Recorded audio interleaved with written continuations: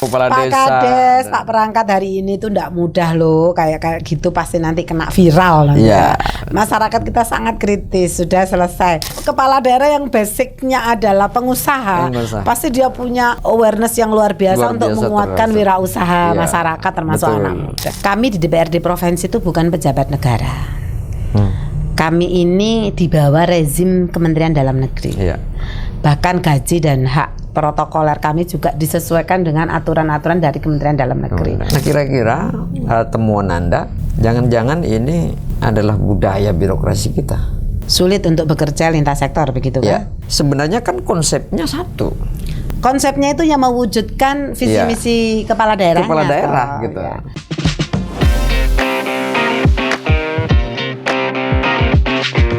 Assalamualaikum warahmatullahi wabarakatuh. Kembali di Time Indonesia di Ngopeni Rakyat bersama Wakil Rakyat, anggota DPRD Provinsi Jawa Timur. Nah, kali ini kita akan mengupas tuntas soal kesejahteraan masyarakat khususnya di Jawa Timur, dan kami sudah bersama perempuan tangguh yang tidak asing di dunia politik. Beliau adalah Hajah Hikmah Bafaki MPD, anggota Komisi E DPRD Jawa Timur.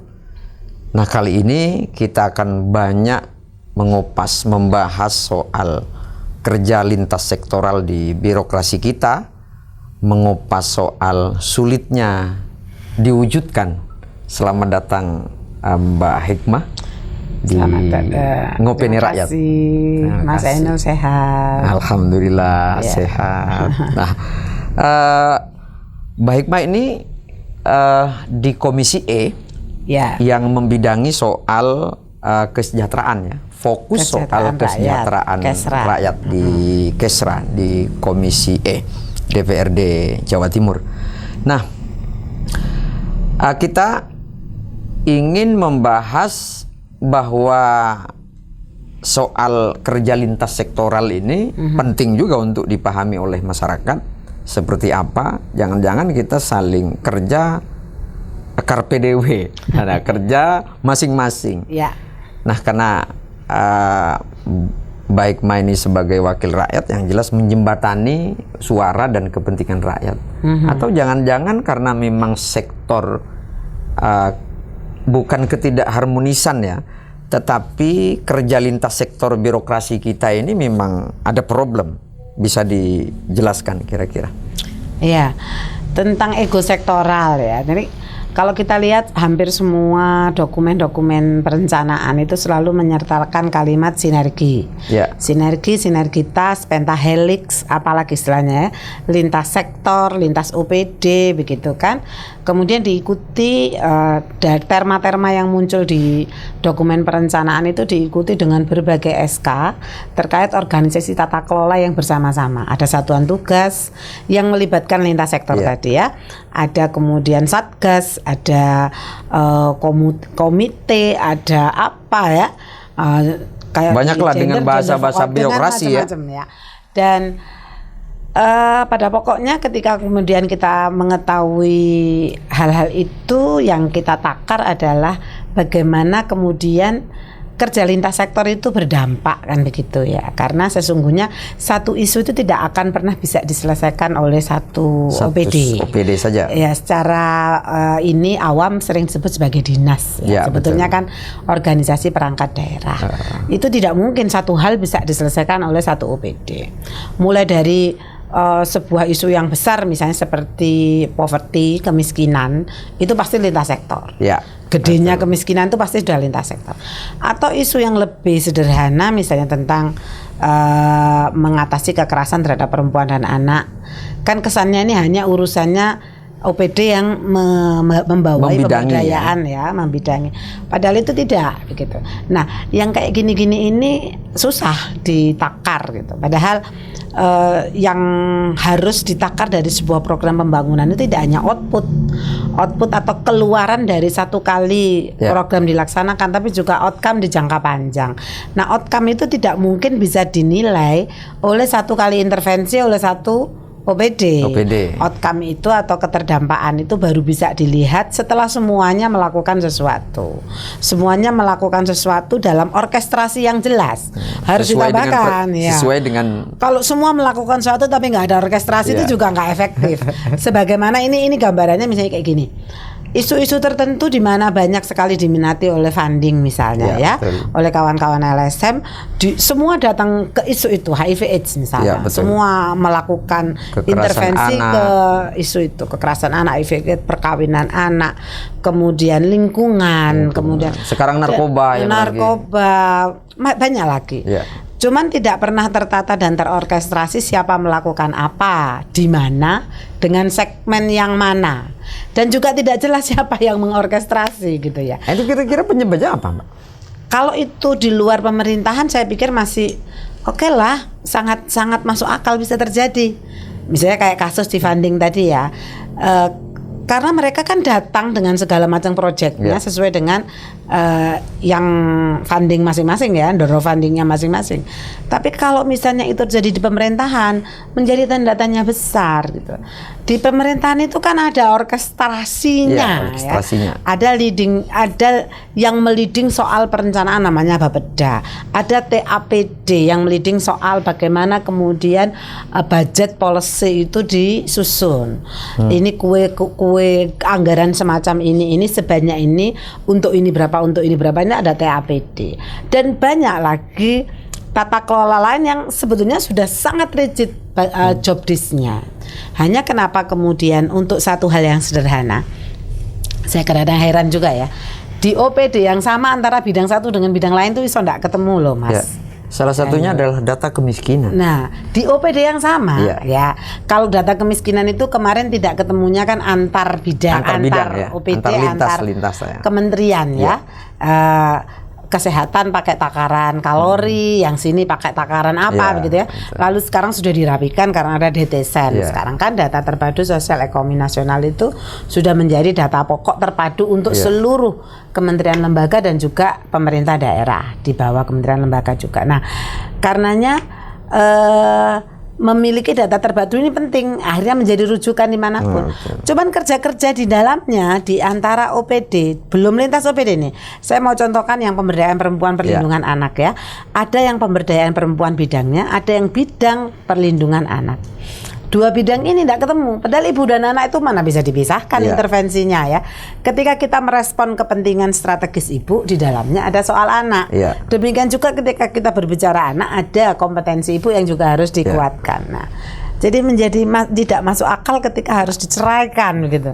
Dan ini kayak garis demarkasi yang kemudian mereka ciptakan sendiri, yang membuat kemudian kerja bersama itu menjadi seakan-akan sulit diwujudkan. Dan apa kira-kira menurut Anda Komisi E yang sudah lama menelisik persoalan itu, persoalannya apa sebenarnya? Kenapa kok terjadi demikian? Saya pikir pada perencanaan induk yang pembagian perannya kurang jelas ya. Ngomong misalnya hal besar kemiskinan, itu kan harus tahu hulu hilirnya di mana ya.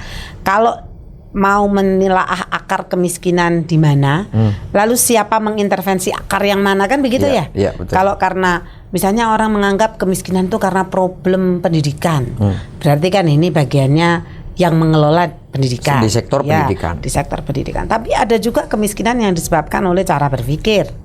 Ya, berarti ini mana? Bina mental kah, kesra kah, yang mana? Nah, ini tidak pernah duduk bersama untuk hal yang kayak gitu.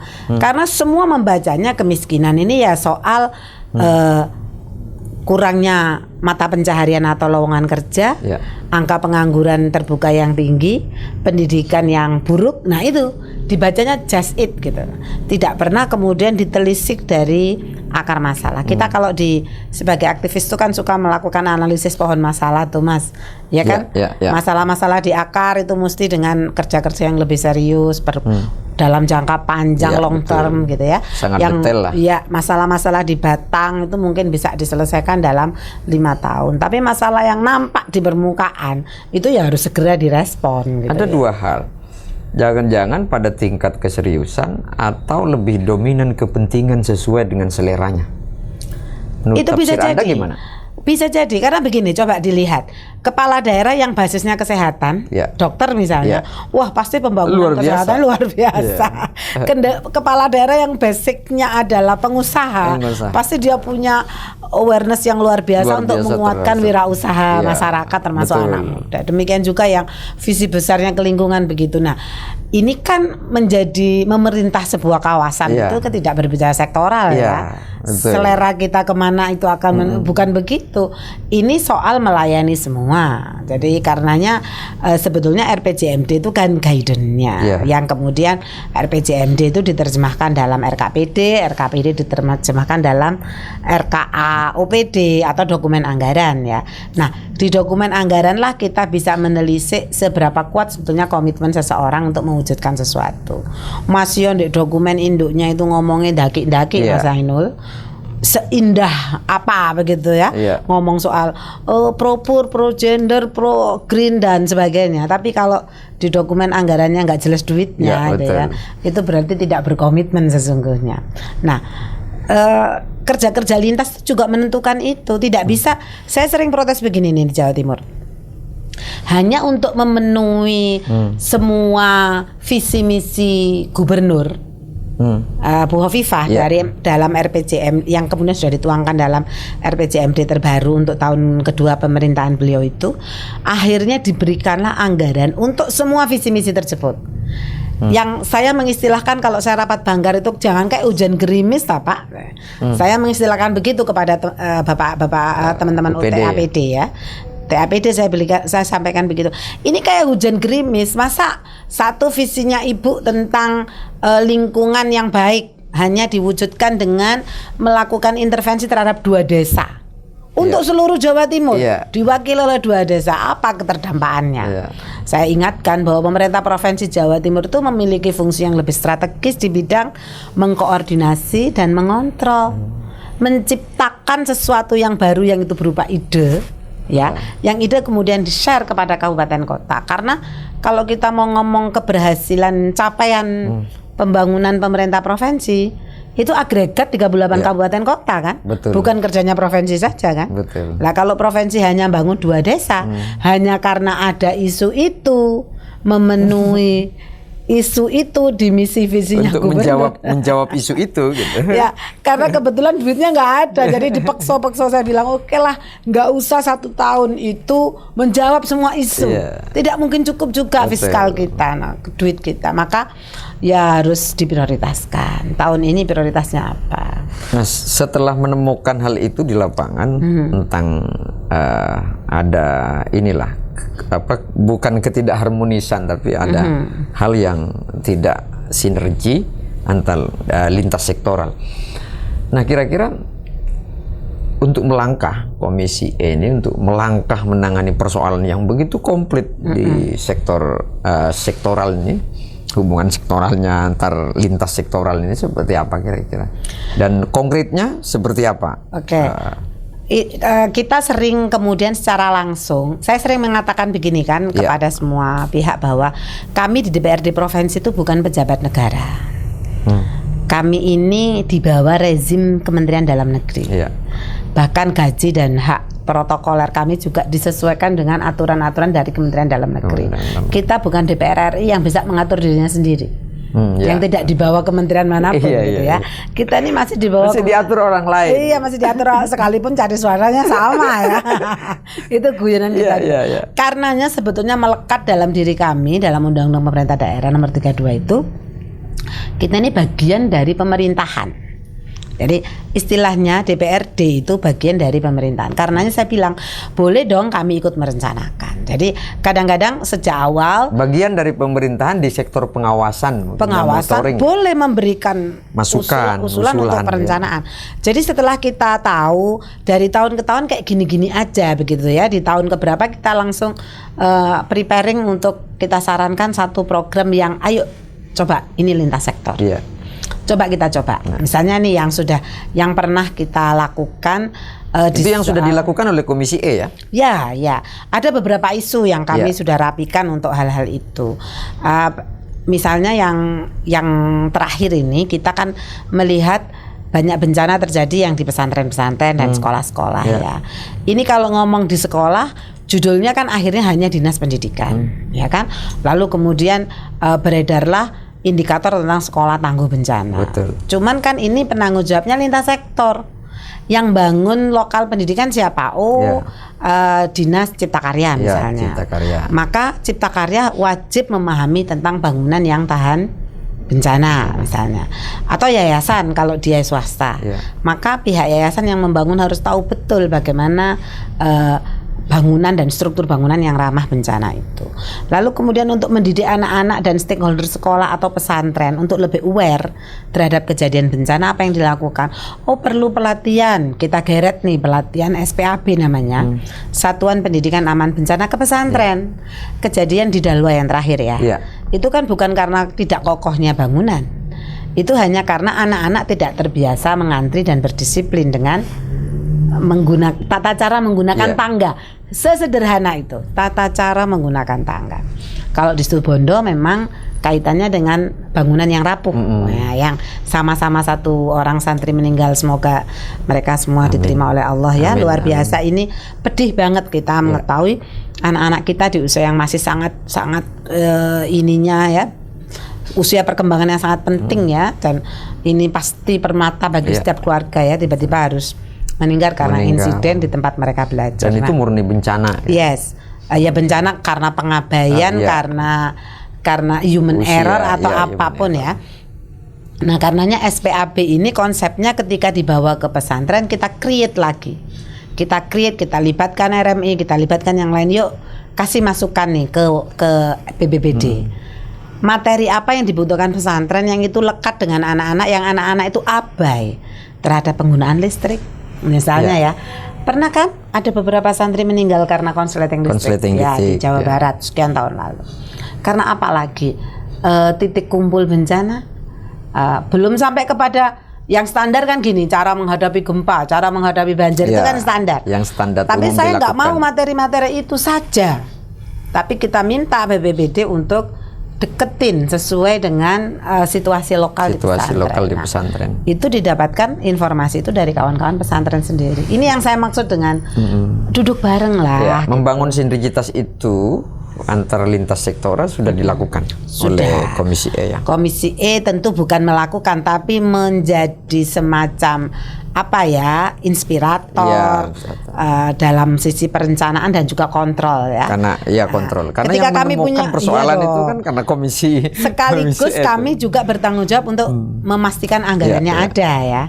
Jadi ketika kami merencanakan ini bikin kayak gini, libatkan ini. Nah, sekaligus kami punya tanggung jawab untuk mengawal anggarannya. Biasanya begitu. Ya. Setelah mencoba memonitoring, melakukan sinergitas ini supaya nyambung antara lintas sektor. Nah, kira-kira temuan Anda, jangan-jangan ini adalah budaya birokrasi kita. Sulit untuk bekerja lintas sektor begitu kan?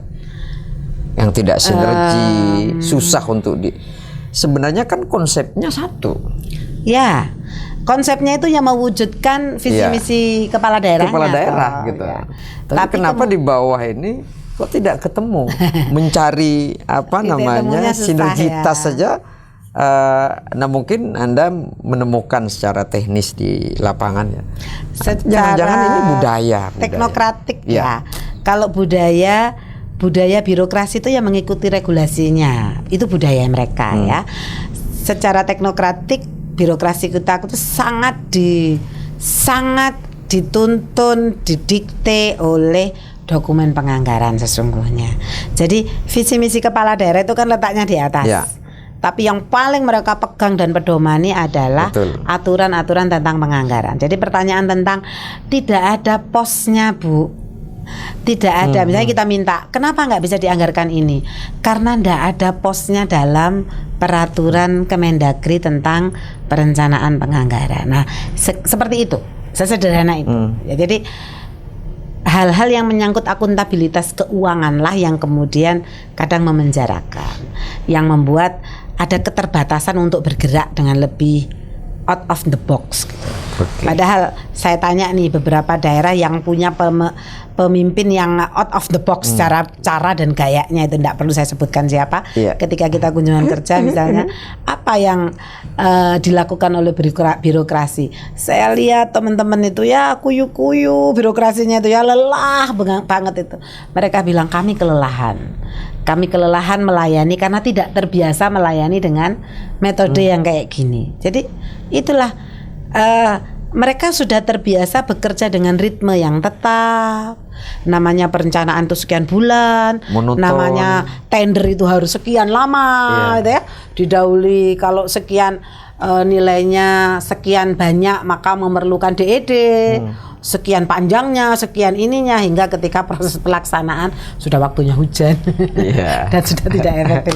Lah, yang kayak gini-gini ini Mas, yang kadang-kadang kita putus asa. Atau Anda menemukan tidak bahwa program monoton yang dilakukan oleh pemerintah secara teknis, regulasi, mungkin wajahnya saja berbeda, tetapi secara teknis ini yang penerapannya sama seperti tahun yang lalu.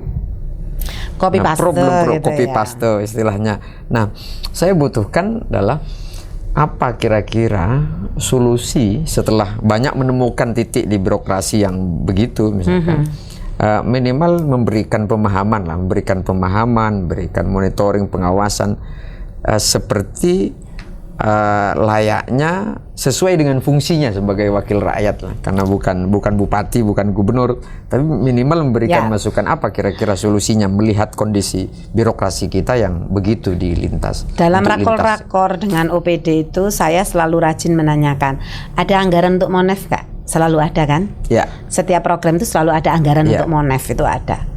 Coba saya pengen tahu dibuka hasil Monefnya. Nggak bawa Bu, saya tunggu. Oke, bacakan. Untuk satu program, pemberian makanan tambahan atau apalah namanya, begitu ya. Oke, baca Monefnya, hasilnya apa? Benar kayak gitu? Siapa yang melakukan? Saya tanya. Oke, untuk Monef yang menarik, maksudnya yang disusun oleh staf yang memang mengetahui bahwa ini betul-betul masalah, begitu ya. Saya langsung komentari, apakah Monef ini digunakan untuk meredesain program di tahun berikutnya? Enggak. Lalu untuk apa ada anggaran untuk Monef? Tujuannya Monef apa? Hanya menghabiskan anggaran dan mengeluarkan dana SPPD untuk turun. Tentu kan bukan itu. Monef itu ditujukan hasilnya untuk menjadi baseline bagi redesign gitu. Makanya mesti serius Monefnya. Monef itu titik penting supaya sederhana saja. Saya sering mencontohkan di mana-mana. Misalnya ngomong sanitasi dan air bersih, ini untuk pemerintah kabupaten ya, yang ininya terjun langsung. Yang dilakukan di weekday, yang diundang di jam kerja. Yang datang siapa? Ibu-ibu kan? Karena bapak-bapaknya nggak datang. Karena sasarannya langsung rumah tangga kalau pemerintah kabupaten. Karena yang datang ibu-ibu, mereka setelah diedukasi pulang. Apakah ibu-ibu ini punya kewenangan untuk menentukan struktur rumah, struktur bangunan rumahnya? No. Dan mereka juga belum tentu punya kemampuan untuk melobi dan mempengaruhi suaminya.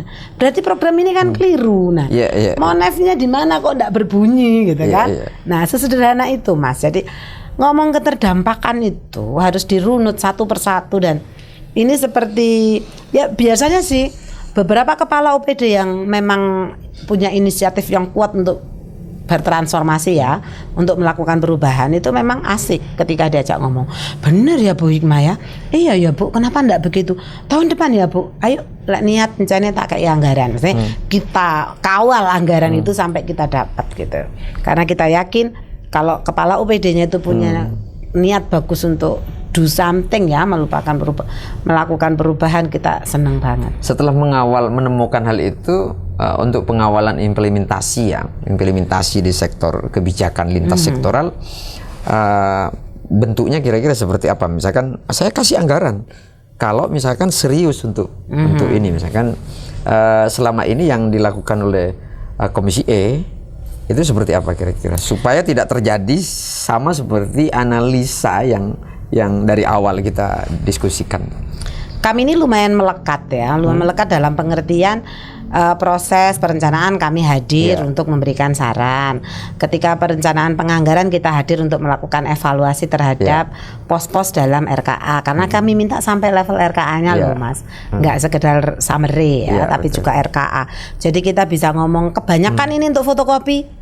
Kebanyakan bisa seperti itulah rapat-rapat kami gitu. Lalu kemudian kita akan mengikuti ketika pelaksanaan karena kami minta diundang. Entah itu sebagai narasumber atau kami lakukan sidak. Nah, ini untuk pendidikan misalnya yang banyak sekali aduan yang masuk ya tentang peran serta masyarakat, itu nanti topik tersendiri yang hangat itu sebetulnya. Itu banyak sekali yang masuk, misalnya katanya yang di DTSen Desil 12 nggak boleh ditarik peran serta masyarakatnya, tidak boleh menggunakan istilah pungutan ya. Peran serta masyarakat dalam bentuk SPP atau yang lain untuk yang Desil 12 di DTSen kan big no ya, enggak boleh sama sekali. Nah, itu ternyata tetap ditarik. Nah, ini salahnya di mana nih? RKAS-nya kita periksa sampai sedetail itu, dan kita minta kawan-kawan untuk terjun di masing-masing dapil. Karena kebetulan saya juga pimpinan komisi, di wakil ketua komisi E, jadi oke, kita atur semua turun di dapil, sampling lah gitu ya. Rencananya ini mau ada pergub PSM ke depan ini, kami mau turun sampai melihat dari RKAS-nya. Dari situ berlebihan enggak komite sekolah dan kepala sekolah ini, karena kadang-kadang pengen bangun pagarnya udah bagus kok dibangun lagi, ini kan membebani orang tua ya. Nah, yang kayak gini-gini ini yang kami telaah satu persatu. Memang agak melelahkan, tapi mungkin sekalipun masih sporadis ya Mas Ainul, belum bisa semua hal dan belum bisa hal yang besar kayak kemiskinan yang bisa kita respon, karena itu terlalu besar menyangkut banyak hal ya. Tapi paling tidak kami cukup bahagia ketika sektor-sektor kecil, isu-isu kecil itu bisa lumayan berjalan lintas sektornya begitu. Itu kita udah bahagia.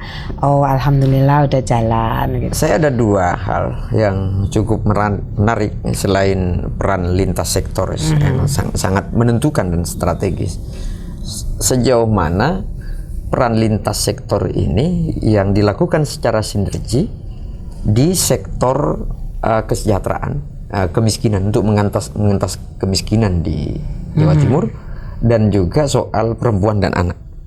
Nah, ini yang menjadi persoalan yang sangat utama saat ini, khususnya di Jawa Timur, soal kemiskinan perempuan dan anak. Ini seperti apa kira-kira temuan Anda bahwa bolehlah Anda marah-marah misalkan ke pejabat ini karena tidak sinergi dan lain sebagainya, misalkan seperti apa temuan Anda?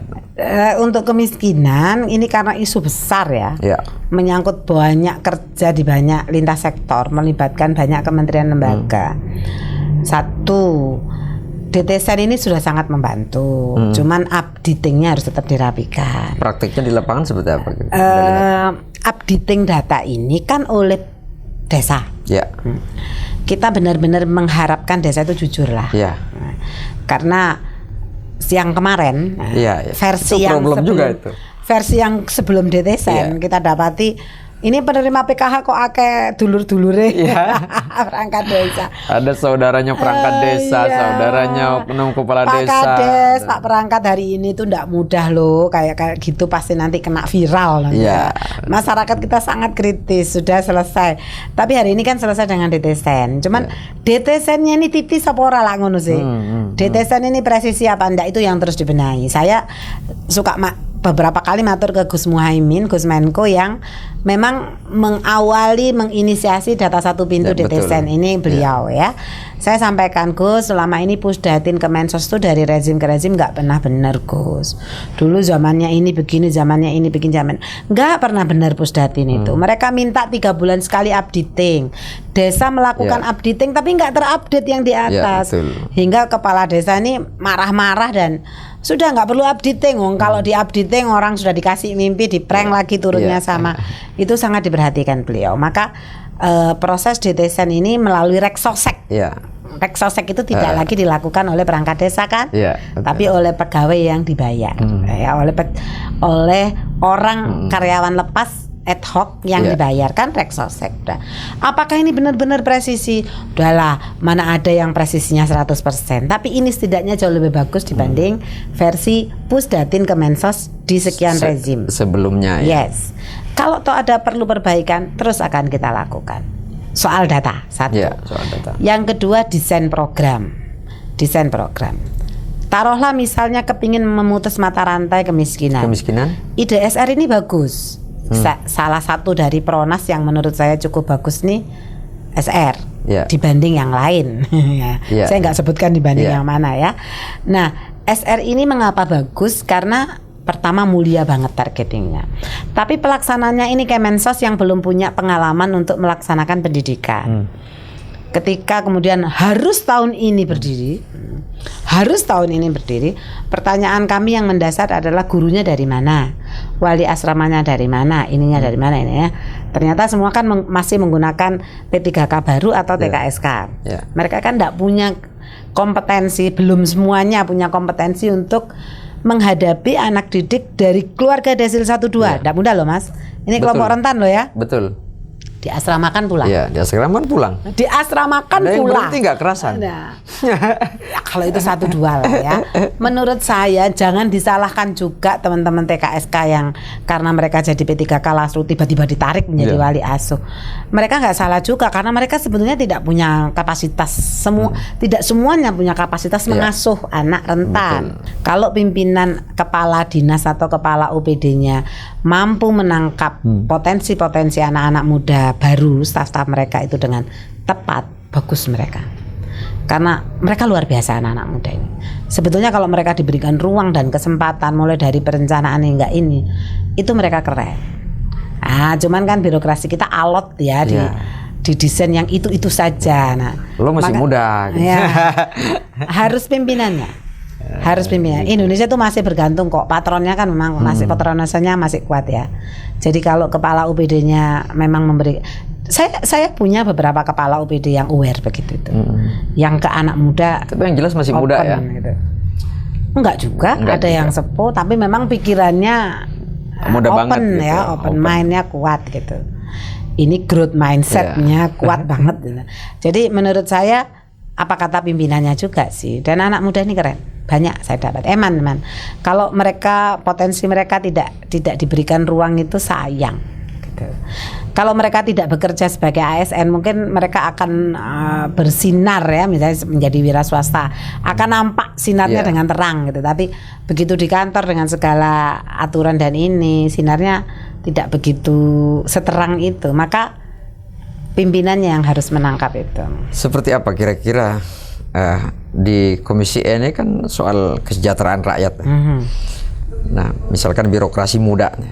Nah, kira-kira ada berapa persen temuan yang anak muda begitu peduli dan serius, bahkan suka. Era saat ini di Gensi itu kan kolaborasi. Jadi kolaborasi, dan anak muda itu dengan sendirinya sudah jiwa-jiwa kolaboratif. Itu seperti apa temuan Anda di lapangan? Di sektor dua hal tadi, soal kesejahteraan rakyat atau kemiskinan lah, mengangkat kemiskinan itu kan perannya juga sangat bagus, dan soal perempuan dan anak kira-kira seperti itu. Belum begitu kan. Kalau temanya anak muda ya. Kerja-kerja lintas sektor dan bagaimana anak muda berkiprah di situ belum, menurut saya belum dimanfaatkan dengan sangat baik ya.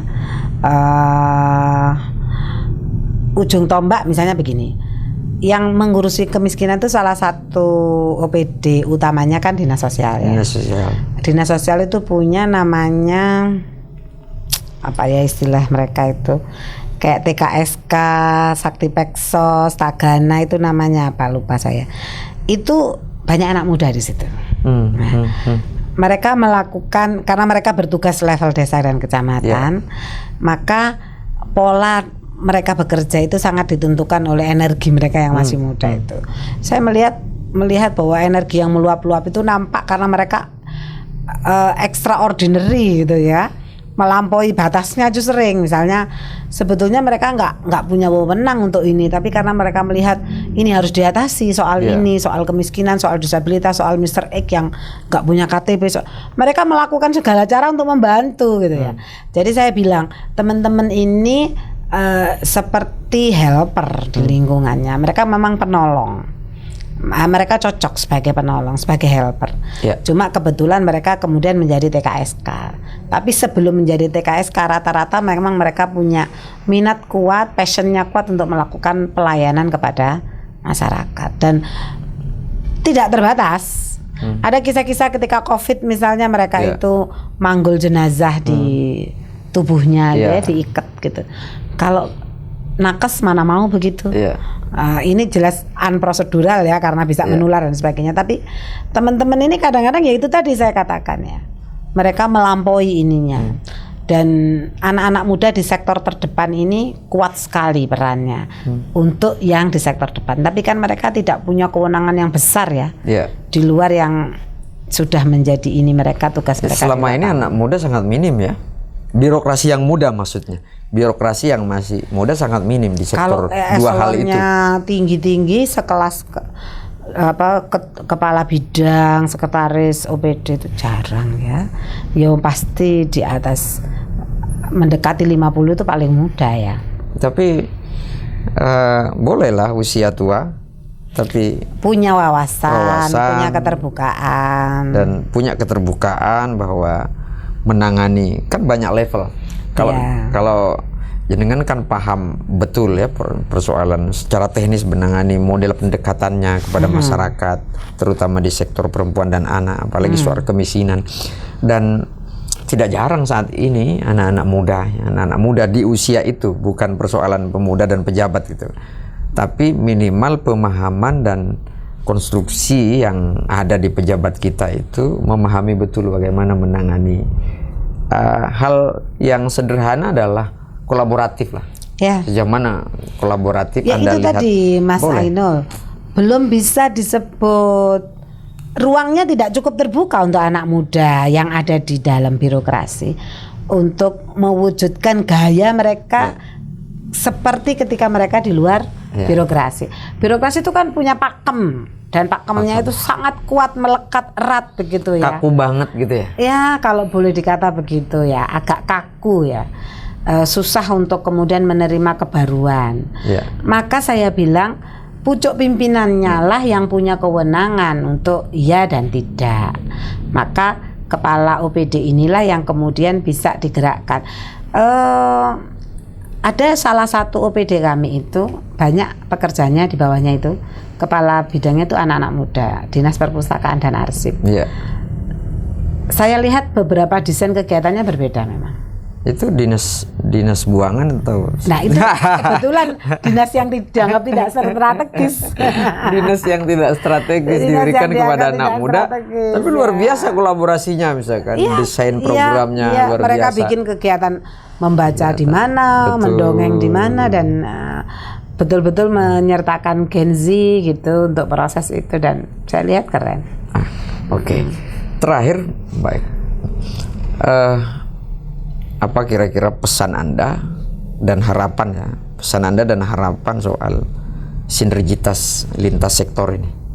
Anda sebagai pengontrol, sebagai monitoring, pengawas dan lain sebagainya yang berhak untuk mengawasi lah dan bersinergi juga dengan birokrasi. Persoalannya kan di internal birokrasi yang tidak bisa kerja lintas, sangat minim mengefektifkan kerja lintas sektoral.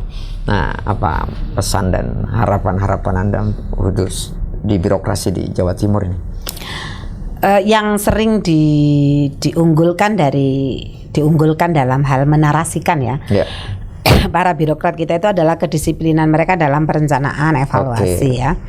Kalau itu yang diunggulkan maka kita selalu tagihkan. Perlu diingat bahwa verifikasi hasil itu ada. Verifikasi capaian itu harus ada. Jadi standarnya pakai apa? Mereka punya IKU kan? Nah, standar hasil pembangunan kalau di pemerintah daerah itu diukur dengan IKU, ada 11 IKU. Dari 11 IKU itu 2 IKU kita yang tidak tercapai. 2 dua-duanya tentang kemiskinan, tentang indeks Gini dan Tail. Gini rasio itu soal perbedaan pendapatan antara satu orang dengan orang lain. Ada 2 IKU di Jawa Timur yang tidak tercapai dari 11 IKU. IKU itu sama-sama tentang kemiskinan. Gini rasio tentang perbedaan pendapatan antara orang per orang, dan indeks Tail tentang kesejahteraan satu kawasan dengan kawasan lain.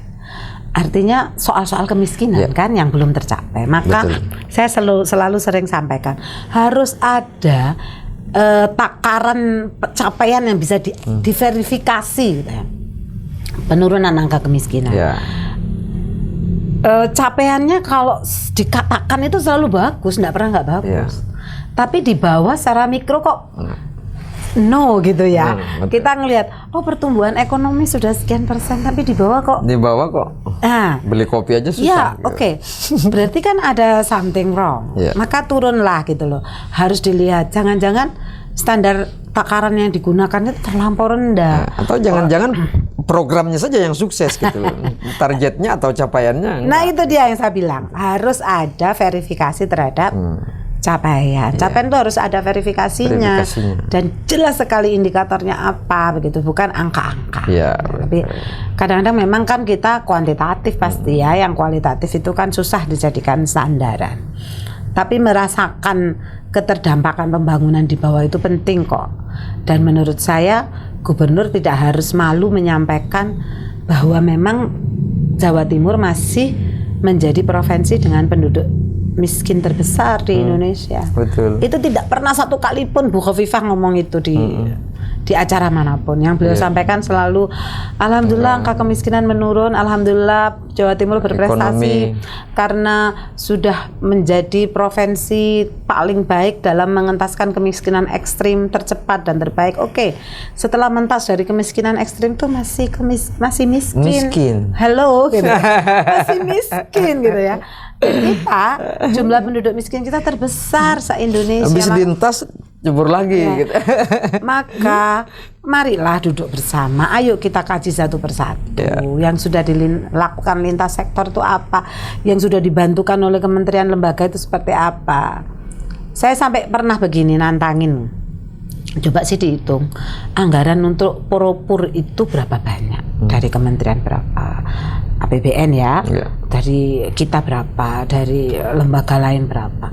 Lalu make sense enggak nilai yang sudah diinvestasikan itu dengan angka turunnya kemiskinan, masih dengan pakai logika mereka yang mereka gunakan. Itu enggak pernah bisa. Takaran umum itu enggak bisa dilakukan gitu. Padahal ada loh, namanya apa sekarang itu berubah-ubah sih namanya.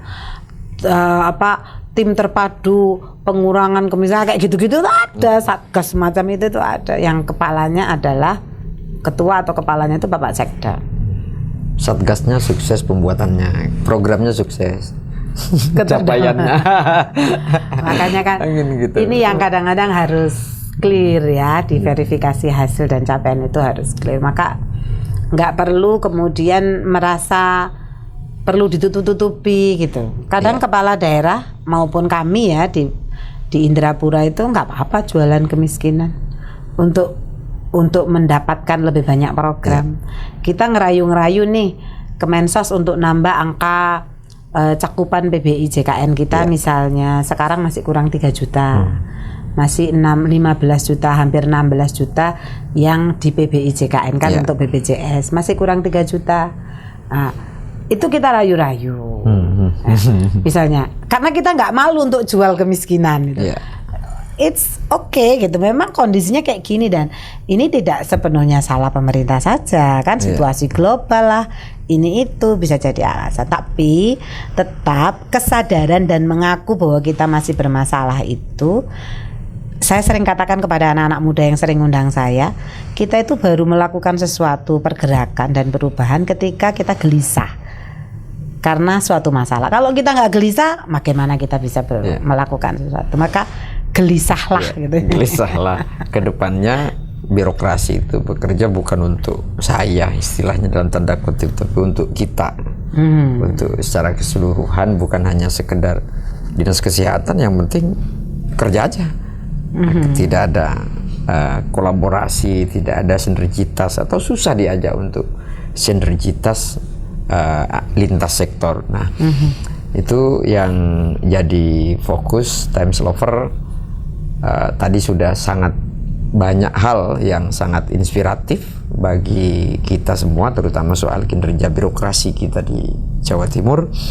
Mbak Hikmah sudah memberikan insight yang cukup luar biasa, semangat inspiratif yang luar biasa bagaimana pola kerja birokrasi di kita, dan beliau selalu mengawal dan memonitoring bahwa program pemerintah tidak hanya bisa selesai dalam satu EPD ya, tapi harus dilakukan lintas OPD.